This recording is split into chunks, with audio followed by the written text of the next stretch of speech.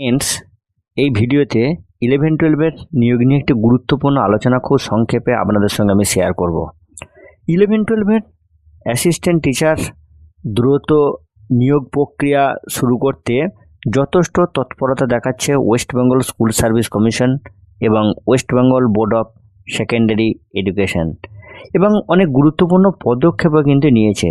যেমন number 1, West Bengal Board of Secondary Education sends list of new appointee to the Zonal Medical Board।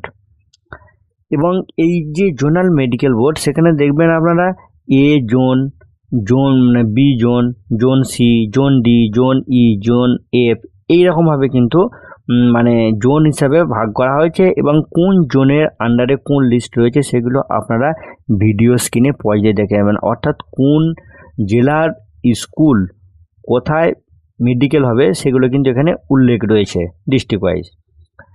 দ্বিতীয়ত, যেটা vacancy problem, সেই vacancy problem নিয়ে অনেকটা বেশ কিছু প্রবলেম দেখাচ্ছিল যে ওয়েবসাইটে রয়েছে অথচ কিন্তু বাস্তবে স্কুলে সে ভ্যাকেন্সিগুলো নেই, এবং এ বিষয়ে কিন্তু স্কুল এডুকেশন ডিপার্টমেন্ট ডিআইডির তৎপরতায় বিষয়টা নিয়ে অনেকটাই কারেকশনের পথে এগিয়ে গেছে, এবং তার জন্য কিন্তু আবার সাবস্টিটিউট স্কুল লিস্টও কিন্তু পাবলিশ করেছে আজকে ডব্লিউবিএসএসসির অফিসিয়াল ওয়েবসাইটে। আপনারা ভিডিও স্ক্রিনেও পাবেন, ডব্লিউবিএসএসসির অফিসিয়াল ওয়েবসাইটেও পাবেন।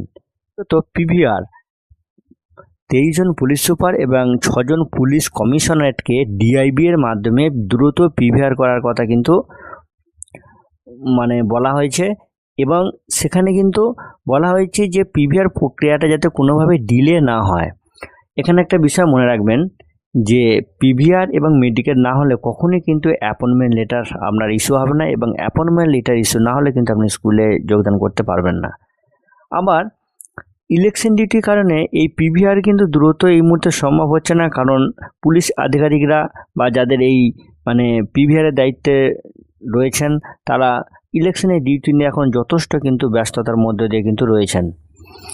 অন্যদিকে আবার দেখবেন যে 2016 যে যোগ্য যে চাকরিহারা ক্যান্ডিডেট যারা এই পরীক্ষায় বসেছেন এবং কোয়ালিফাইড হয়েছেন, এবং বর্তমানে কিন্তু তারা কর্মরত।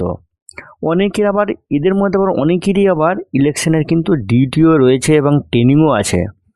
তো বর্তমানে উনি যে স্কুলে এখন চাকরি করছেন, কাউন্সেলিংয়ের পর নতুন প্রসেসে কিন্তু আপনি সেই ক্যান্ডিডেট কিন্তু অন্য স্কুলে চলে যেতে পারেন বা নিজের স্কুলে নাও থাকতে পারেন। সেক্ষেত্রে কিন্তু ইলেকশন রিটার্নিং অফিসারদের ক্ষেত্রে এই যে পুরো ট্রেনিং প্রক্রিয়াটা, ইলেকশন ডিউটির ট্রেনিং প্রক্রিয়াটা কন্ডাক্ট করা কিন্তু খুব জটিল হয়ে যাবে, কারণ ইলেকশন ডিউটির মেজর পার্ট কিন্তু একটা থাকে স্কুল টিচারদের উপর।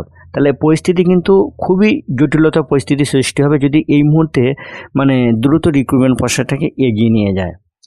সেই সঙ্গে আবার যে যোগ্য চাকরিহারা যে ক্যান্ডিডেট যারা রয়েছেন 2016 তাদের আবার সার্ভিস কন্টিনিউশনের ম্যাটারটাও রয়েছে, এবং সেই সঙ্গে পে প্রোটেকশনের বিষয়টাও কিন্তু রয়েছে। সে বিষয়ে কিন্তু এখনও কিন্তু কোনো স্পষ্ট নির্দেশিকা নাই। সব দিক যদি আপনি একটু চিন্তা ভাবনা করেন তাহলে আপনি নিজে উপলব্ধি করবেন যে এপ্রিল মাসের মধ্যে 11-12 অ্যাসিস্ট্যান্ট টিচার নিয়োগ করাটা কতটা সম্ভব। এ বিষয়ে ফ্রেন্ডস আপনাদের ভাবনা চিন্তা মতামত অবশ্যই জানাবেন কমেন্ট সেকশনে।